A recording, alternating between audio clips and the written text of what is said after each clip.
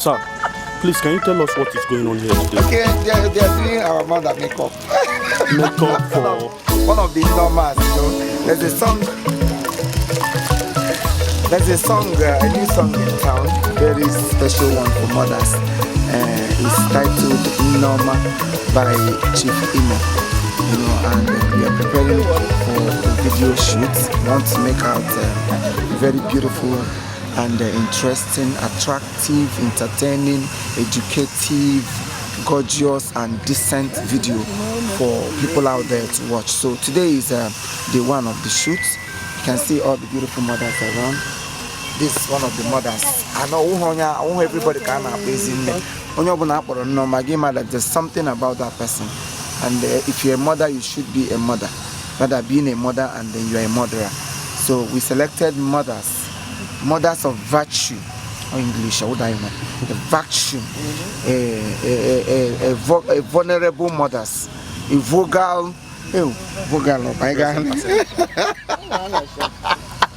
So today everybody is set. Very soon you will see them in a very different atmosphere. And they go disappoint them. Or English. When you need disappoint, I'm making interview. You need disappoint. So that is.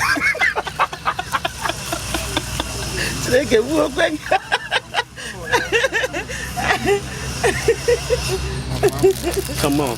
Good morning, man. What do you have to tell us today? I'm here now. Like Imo said, a new song in town. It's all about mothers, appreciating mothers. And we're all here to support him and also be part of the musical team. Good. Shake our waist a bit as much as we can. People like us that can dance will do what we can do. I cook and that's it, you know. Thank you, ma'am. You are welcome.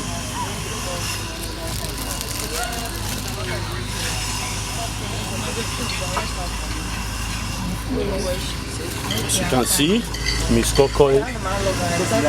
Miss Coco, what do you have to tell us in this musical video today? Actually, it was it's very fragile, not fragile. Yeah, it's good to celebrate our mothers. No, so this music is so touching, so touching. Mostly, it makes me feel so emotional whenever I'm listening to that music. So, but for those of you who still have mothers, who their mother is still alive, please take good care of your mother. It's a very strong message. Okay? Sugar, say you don't know what you are. Sugar, come here. Amarane. Hello. Amarane, can you tell us something today? What is going on here today? Okay, today we're here for musical video of NNEOMA from Chief Imo. You know the music now. I am. So we're here to do the musical video to appreciate Chief Imo for releasing such a beautiful song. In fact, that song is one of the best songs ever. I've told him already that it's gonna win an award. This song is the best song that it used to touch me like inside my heart. And I want to also use this opportunity to encourage everybody. If your mother is still alive, if you have a mother, respect your mother. Mothers are supreme. Mothers are supreme. They are unique people that you need to appreciate. And Chief Imo have really done well by releasing this kind of music to encourage and to appreciate mothers.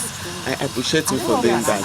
I want to say everybody, love your mother. Love your mother. Mothers are rare. They are not easy to just have. Those of them that have lost their mother, please, you all should take heart. You know what I do? Appreciate everybody. Thank you so much.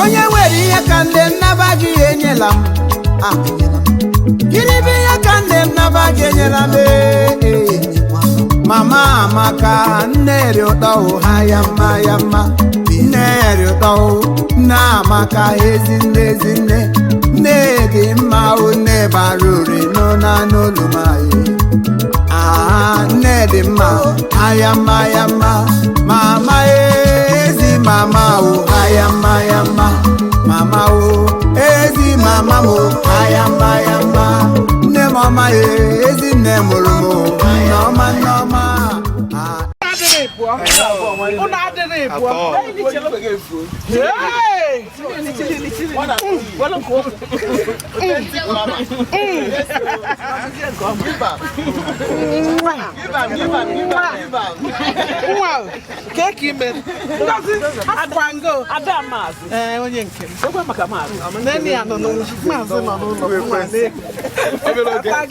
Hello.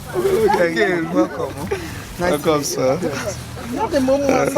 Mama.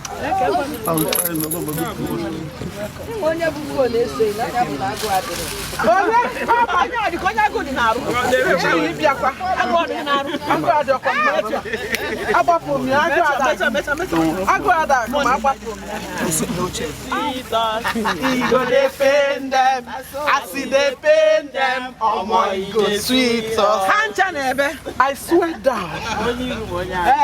Man, market women. That's me and a razzle. I see. Mo go to where? Mo go to where? Until you pay most more pay to back to where? Don't tell me so. You can't know. Okay, sir. I go get me half went off. Nancy can vote. I give one day. That's so fast. No, brother, no, Sunday boon vote.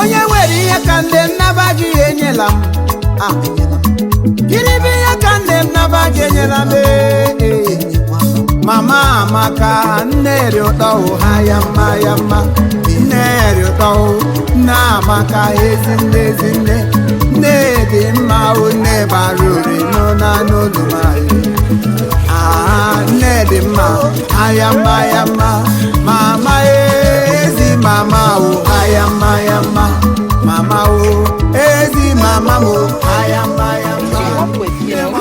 Dignity, you work with confidence. You know? Because you know you can't go hungry. I know. Why don't I am hungry? Hunger is no longer our portion. In Jesus' we have overcome hunger. Amen. So it's eating and giving to chopping others. Life, chopping and giving. Yes. And in giving you receive. That's in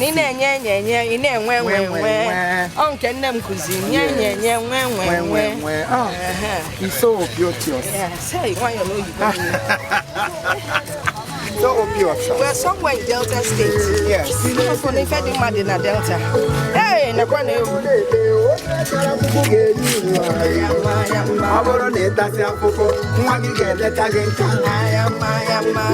Mama, papa. Papa,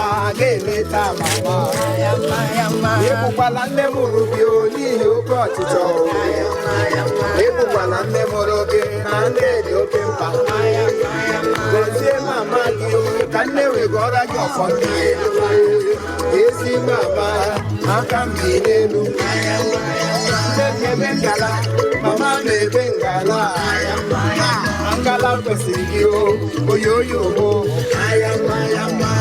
Hey, let's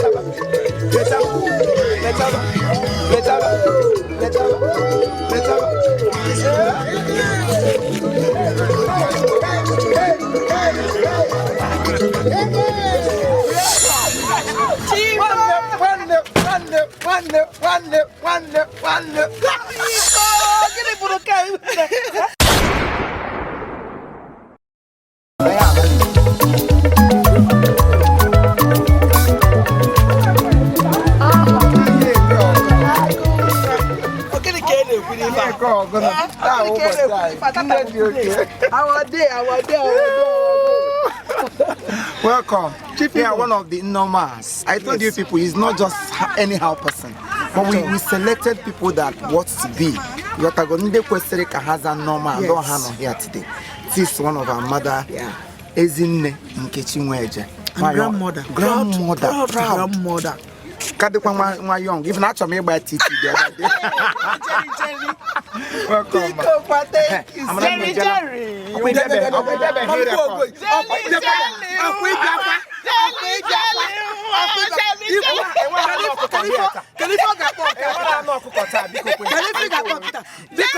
want to beat my chest and talk about this one. Yes, sir. I want to talk about her. Yes, sir. I want to talk about my sweet angel, my darling woman.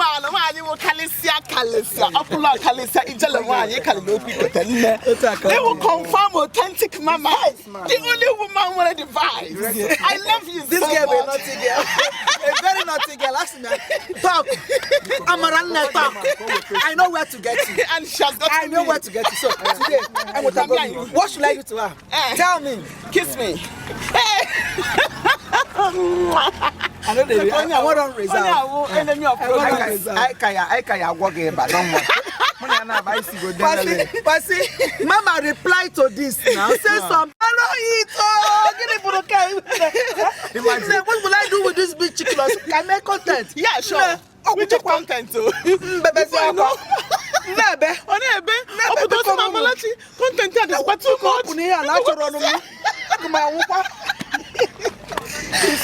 Thank God it ended in praise. Yes, sir. Enemies of progress. And he was there. Yes, so this one. He was there. That's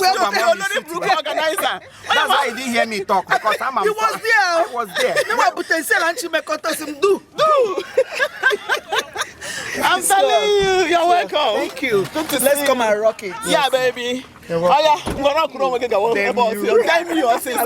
I love you too. General, the woman with the verbs. Is what I took after from beginning from region. Come on, June. You know I love you always. Welcome. Thank you. Like your baby. Mama, if you great grandmother gonna change.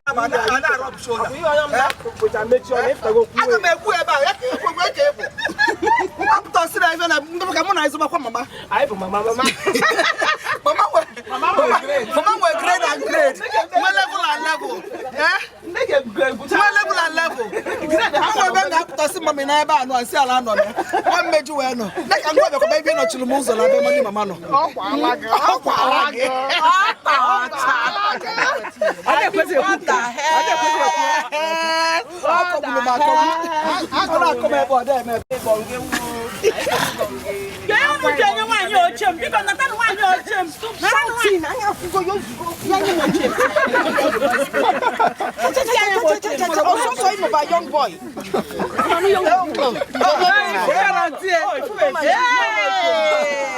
Very sexy and husky.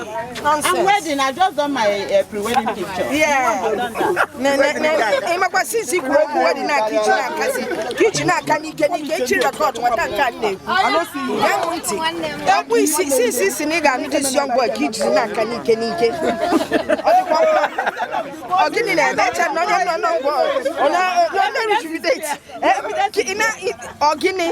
even make up other barrels.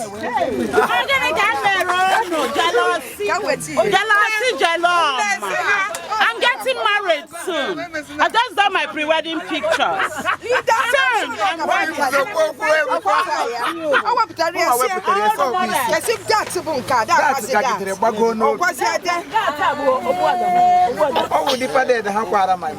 Kwaga de pade de ba why you the high dog dog o kazi ma da kapo de te we de okwes de yi makara na eba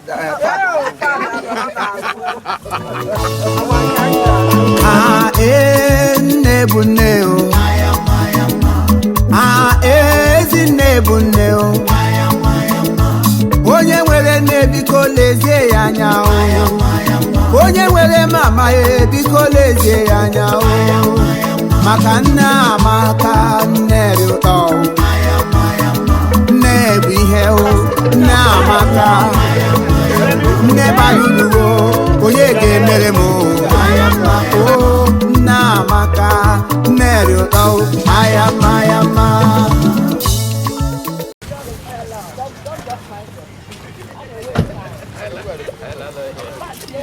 Hey, my guy. my small boy. Hello again. My small boy. See, my brother don't come. I want no salary. Today. Now we there here. Chief Imo production. Now we there here. Nothing there happen. Any Malay accessories.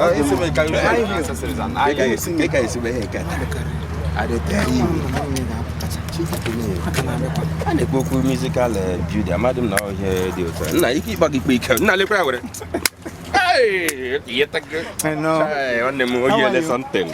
Now we there here. Not the apple. What a special.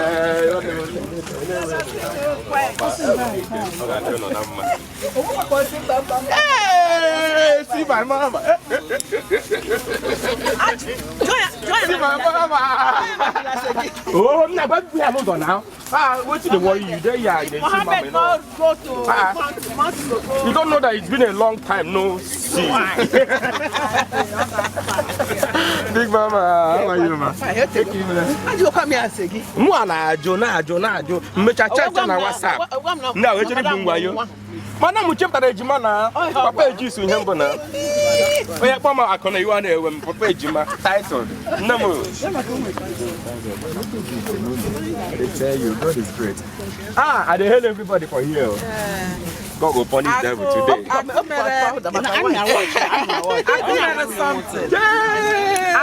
something. Today got the purple. Hey, bag got the ebu. In fact, I got about to be not today. Congratulations. My baby,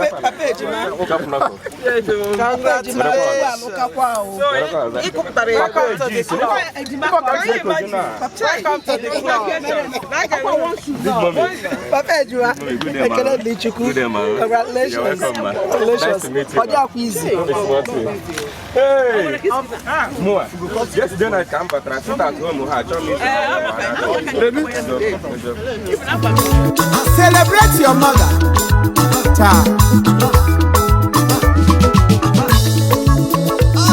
Nemo nyege meremo kane. Mama mo nyege meremo kane. Onya wopotano kamlere anyawo. Kamlere anyawo. Kamara mo basikweri kizana.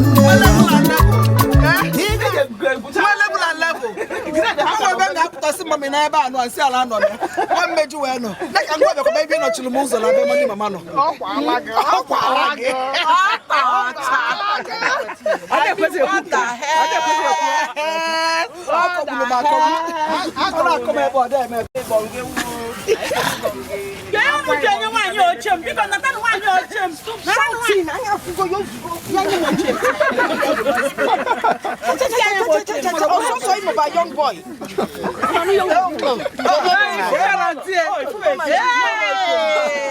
Very sexy and husky. I'm wedding. I just done my pre-wedding picture. Yeah. Kitchen can you get record what I can do? I don't see nigga this young boy kitchen can you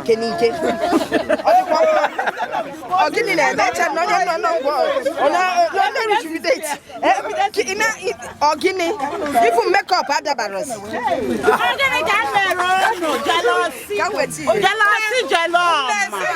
I'm getting married soon. I just done my pre-wedding pictures.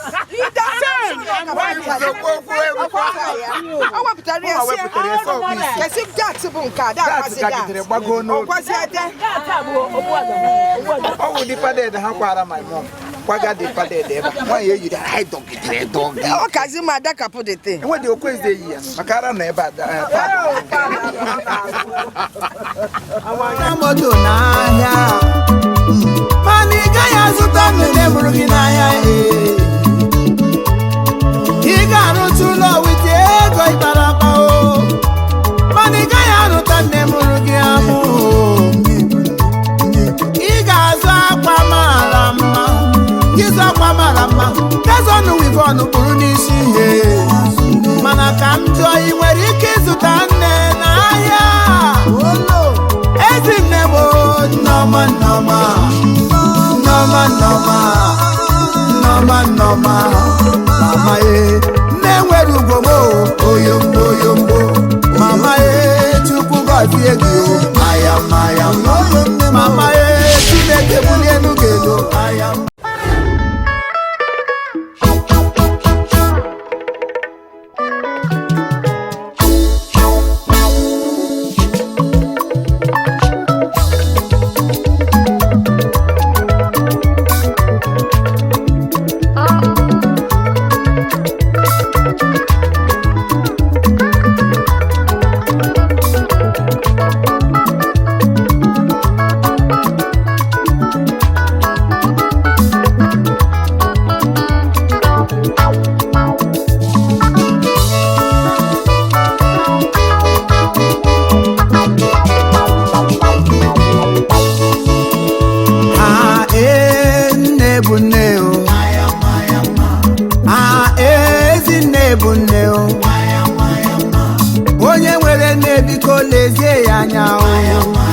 Onye were mama e biko lezie anya o maka nna amaka nneri ụtọ nne bụ ihe o nne amaka nne baruru o onye ga-emere m o nne amaka nneri ụtọ ayama ọmịmọ nne bụ nne nne bụ ife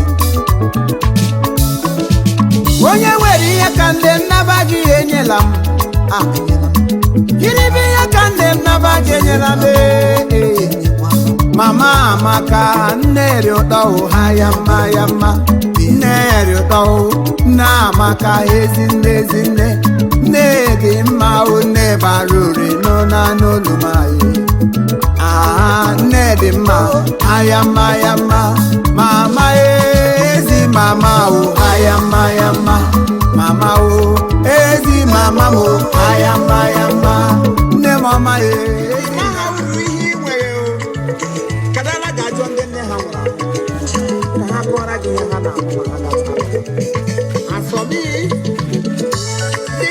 I celebrate all of you maya tap haba ebe ọ bụrụ na ndị ọka gbara nne gị egwu celebrate your mother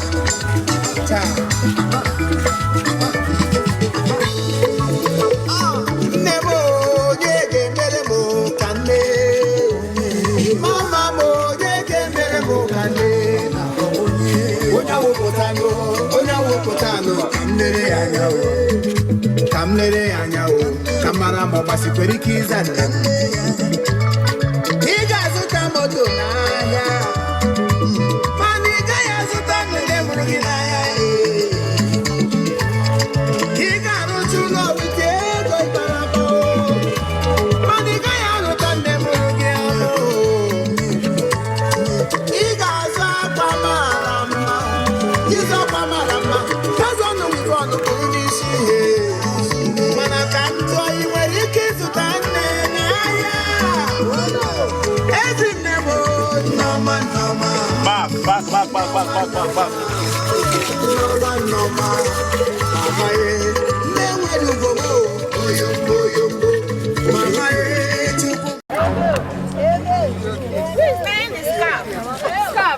Look at my people, come.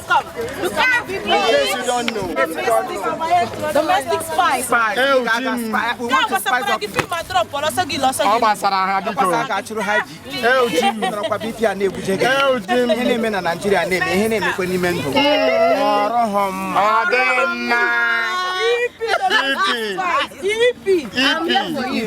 I'm here for you. My EP. Enemy of progress. How is it going? It's going well. I'm so flabbergasted. Mister, what do I want?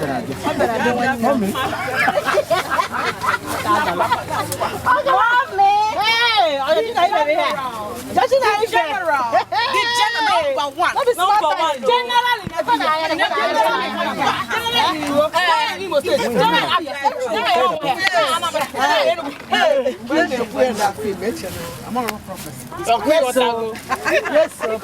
tested and trusted. Tested and trusted.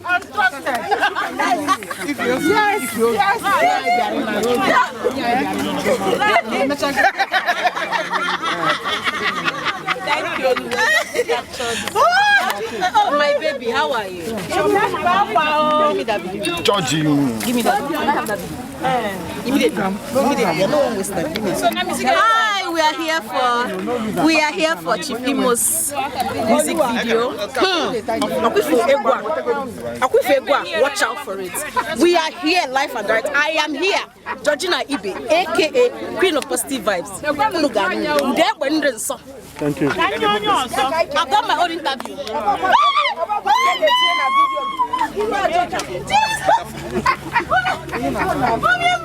Mommy, what is going on here today? Hey, my dear, I don't know. I was saying, they said if Imo want to do video for that, name Maka. I said, Karaba woman, how will I say name Maka? But you know, Igbo people are so nice to me in this industry, and I love them. I said, Chief Imo, you know what? I must stand up for you. So we are here to say name. Ayama. So watch out for this video. You will love it. Thank you. Okay.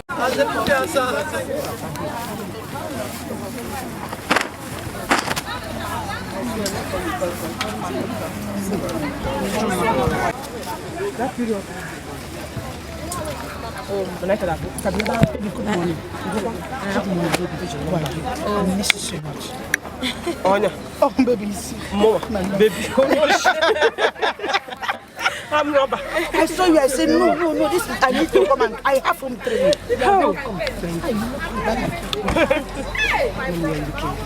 Hi, God, I'm happy.